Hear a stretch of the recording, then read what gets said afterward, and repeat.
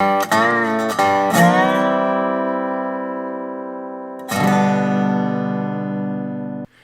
everybody, and welcome back to Coffee with Craig, where we talk about all things firearms, firearms policy, politics, culture, media, you name it. We're talking about it right here on Coffee with Craig.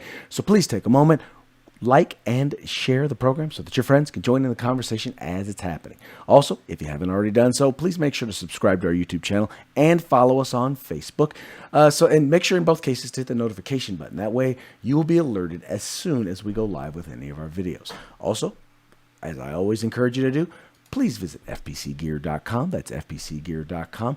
We are always uploading new and coming out with new different designs for t-shirts, coffee mugs, hoodies, all different types of Pro 2A swag. And the best part about it is every dollar that you spend goes right back into the fight for our right to keep and bear arms. So you can support the Second Amendment and you can look good doing it. That's fpcgear.com. All right, now, we all know that the media, at least the mainstream media for the most part, is, no friend to the gun owner, no friend to the Second Amendment. In fact, one only need, turn on any of the major news channels or even network news programs, and you'll find at least once during each program, they're going to try and find a way to be anti-gun. Now, in particular, when there are instances of mass shootings, we have found that the media to be particularly aggressive in their advocacy, not journalism, but in their advocacy of seeking to take away the fundamental right to keep and bear arms from law-abiding citizens. Now, there was a study that was recently done. Now, in this study, it actually pointed out that, in their fervor to try and discourage people from supporting the Second Amendment, they've actually done the exact opposite. And to kind of talk a little bit about that, we have, once again, good friend of the program, good friend of the Firearms Policy Coalition, from the Second Amendment Foundation, Mr. Dave Workman. Dave, how are we doing today? Well, I'm fine, Craig. How are you? I am doing excellent. So you recently reported on this study that was done dealing with the mainstream media and their reporting of mass shootings, and I thought maybe you'd share a little bit with our viewers what you found in what they found in that report. Well, I'll give you the 25-cent tour. The report said that it's the anti-gun media when they play up something, when they talk about a mass shooting, people head for the gun shops. It's not necessarily the potential of new gun control legislation, but I guess one might say it's fanning the fires of public hysteria or whatever, however you want to term it. But the public goes and buys firearms. Now, that said, this is the same kind of phenomenon we've seen in the past when people in government actually do start talking about gun control. When there's a Barack Obama in the White House, for example, when Nancy Pelosi and the Democrats take over all of Capitol Hill and start talking about new restrictions on firearms rights, the people are going to go down to the gun shop because I think it's been demonstrated many times in the past that when you tell Americans that they can't have something, they're going to go buy it. Well, that is the God's honest truth. And I think a fundamental part of what it is they realize this fundamental thing. When you start talking about restricting those rights or restricting access to firearms, they know that the criminals are still going to have guns. And so they want to make sure that they're in a position to be able to defend themselves from those individuals who quite frankly are going to ignore all of those new laws. Well, sure. It's a demonstrable fact that criminals don't pay attention to gun laws. In fact, I think the only attention criminals give to gun laws is they pay attention when a new gun law is passed because that actually makes for a better working environment for the criminals. The idea that you're going to stop crime by disarming the victims is just delusional. That's the kind of thinking that some people need to go to a psychiatrist about because it just makes no common sense at all. And we have seen over the course of actually decades that gun control and gun restrictions on the Second Amendment, the erosion of state constitutional rights, adding red tape and more bureaucratic hoops to jump through has not slowed down the criminal element one bit. And I just, we don't know exactly where this is going to go, but at some point, I think the public is going to rise up and say, hey, wait a minute, we've been trying this for years. It hasn't worked. Knock it off. You would think that would be the case, and as we continue to see it happen here in the state of California, it hasn't. They haven't gotten that way, and I think some of it has to do with really an amount of two things. Number one, a high level of ignorance by the average individual when it comes to what are the laws in your states relating to firearms. A lot of times, people want laws instituted. In many cases, things that are either already are laws, or they don't really understand how things work. So the law that they're proposing really wouldn't make a difference. And the other thing that I think drives some of that interest is the way in which the media reports it is wholly inaccurate. And they do it in such a way to sensationalize or make it seem like things that are not really a problem are a problem, or really demonstrating a lack of understanding or putting out there bad information about how the law works.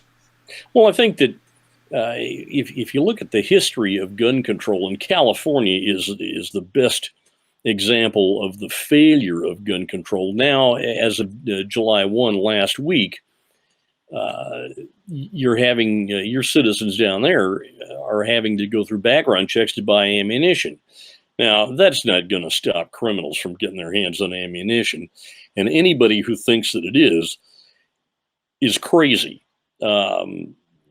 Why they think this up in Sacramento, that adding another law like this is going to make a difference, is just beyond me. I think that your discussion about gun control and people not understanding it, I can tell you that the people in Sacramento, at least the Democrat majority down there, and your governor don't seem to understand it at all. They have apparently forgotten that back in 2010, when the Supreme Court ruled in McDonald v. City of Chicago, it incorporated the Second Amendment to apply to the states. Now, California does not have a specific state constitutional provision on the right to keep and bear arms, but now the Second Amendment applies in California, and the lawmakers down there either are willfully ignoring that, or they have forgotten it. But it seems like with every new endeavor to control firearms or put a stop to so-called gun violence, they're wiping away another layer of protection, constitutional protection for the gun owners in California. That can't go on. We're going to probably see some lawsuits coming out of this. And, hopefully they'll be successful and maybe bring these guys back to heel a little bit. Well, the problem, they keep leaning on that one part of the Heller decision where Justice Scalia mentioned the fact that when he talked about, quote unquote, reasonable restrictions.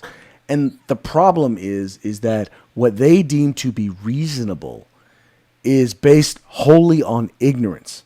And so, yeah, it seems reasonable to someone who doesn't know anything, to someone whose desire it is to take away people's fundamental rights because they don't believe it should be a fundamental right. To them, that is reasonable.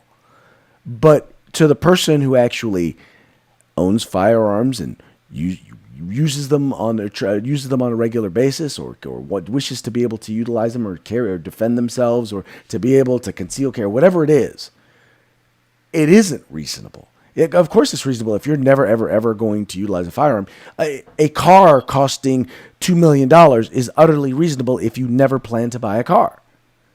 Of course it's reasonable. I suppose, yeah. Or if you've got all the money in the world, you live in Hollywood and make movies, you'll spend that kind of money. But no, you're right. People who, when their ox isn't getting gored, they think it's okay to trample over the constitutional rights of the other guy. Eventually that comes back. I'm a firm believer in karma, and what goes around does come around. I think that if you look back on the history of gun control, it has bitten a few people where they didn't want to be bit.